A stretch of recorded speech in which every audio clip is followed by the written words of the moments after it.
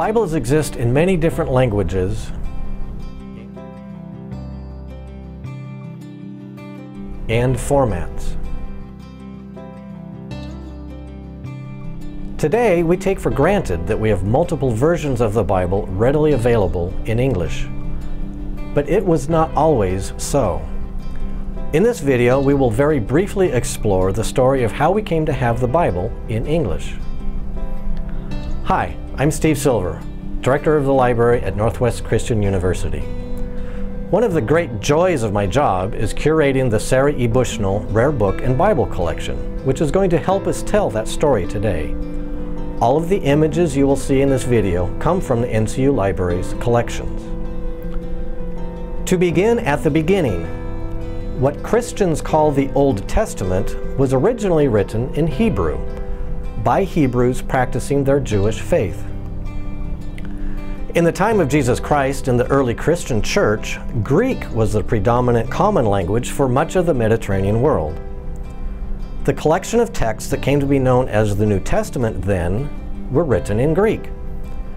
The Jewish scriptures, what we call the Old Testament, had already been translated into Greek about 200 years earlier. But not everyone could read or speak Greek. As Christianity spread quickly to neighboring countries and regions, almost immediately the Bible began to be translated into other languages. So the earliest history of the Bible is of being translated into the languages spoken and read by the people. Syriac, Coptic, Armenian, Ethiopian, Gothic, and other translations were soon on the scene. As was Latin, the language of the Roman Empire, which was in power during this time. Latin eventually replaced Greek as the predominant common language of the Mediterranean. But the Roman Empire was vast, and travel was not quite as quick or convenient as it is today.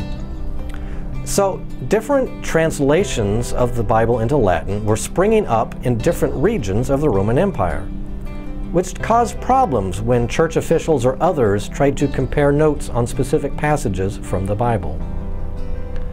So, in the year 383, the Pope asked a scholar named Jerome to create one unifying Latin translation of the Bible.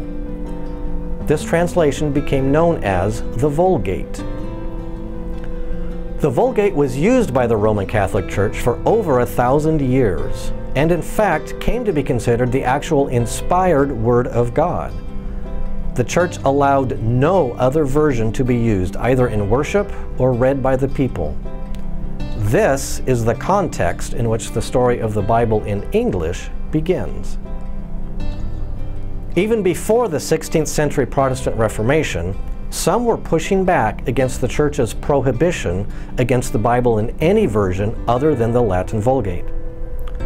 One of these was John Wycliffe in the 14th century. Wycliffe is credited with creating the first complete Bible in English around the year 1382. As Wycliffe lived before the printing press was invented, every copy of a Wycliffe Bible created was written entirely by hand. As a reward for Wycliffe's translation works, he was arrested by the church and died in house arrest. Several years after his death, the church dug up his bones, burned them as a heretic, and scattered the ashes in the nearby river. Then, in 1492, William Tyndale was born. The Protestant Reformation was soon sweeping Europe, and Tyndale wanted to translate a new version of the Bible in English. The Wycliffe Bible was still illegal, the language in it was 150 years out of date, and it had been translated from the Vulgate, itself a translation. Tyndale knew both Hebrew and Greek and translated directly from copies of the scriptures in those original languages. His work was not welcome in England, however, and he had to flee to places in mainland Europe that were more Protestant-friendly. In 1526, he completed the New Testament. Copies were printed, no more handwriting, and smuggled into England. He began work on the Old Testament, but before he could complete that work, in 1535 he was betrayed by an English agent and arrested by the Catholic Church in France. On October 6, 1536, he was executed as a heretic by strangulation and burning. Though he never completed his translation of the entire Bible, Tyndale's influence on the English Bible was immense. He is often referred to as the father of the English Bible. Nearly every English Bible since, up through at least the 19th century, is a direct descendant of Tyndale's word choices, literary style, and translation philosophies. Even the famous King James Version owes as much as 80% of the language in its New Testament directly to Tyndale's work. In the nearly 100 years between Tyndale's version and the so-called King James Version, several new translations of the Bible into English were produced.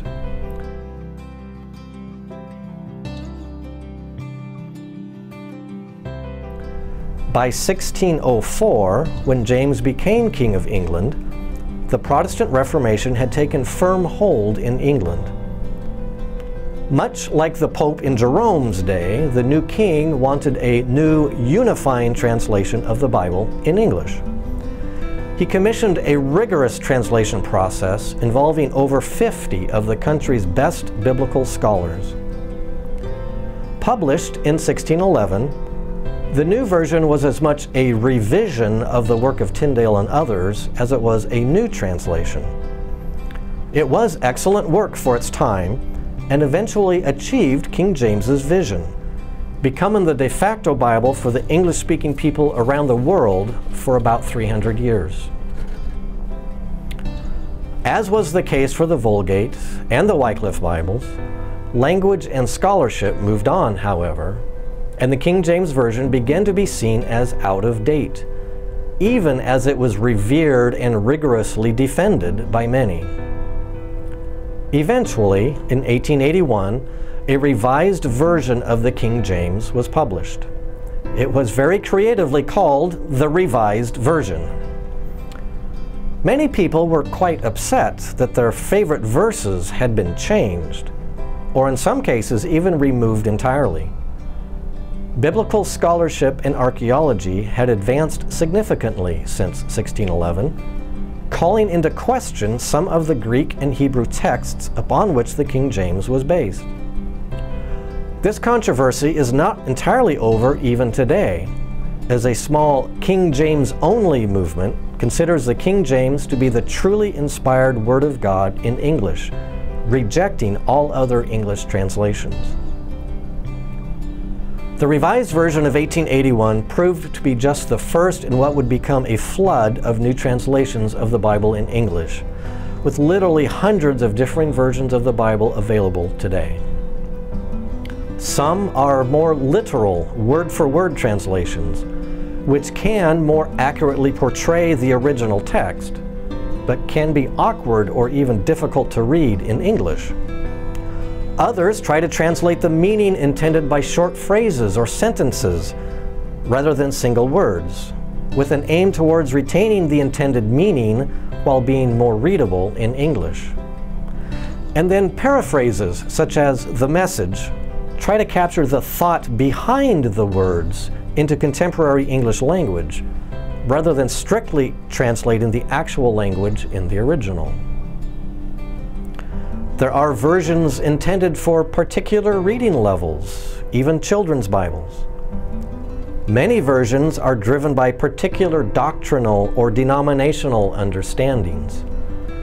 Today's Bible reader has many options to choose from in English. Whatever translation or translations one chooses to use today, we can all give thanks for the work of Wycliffe, Tyndale, and others who sacrificed so much so that we could have the Bible in English at all. May we never take their sacrifices for granted.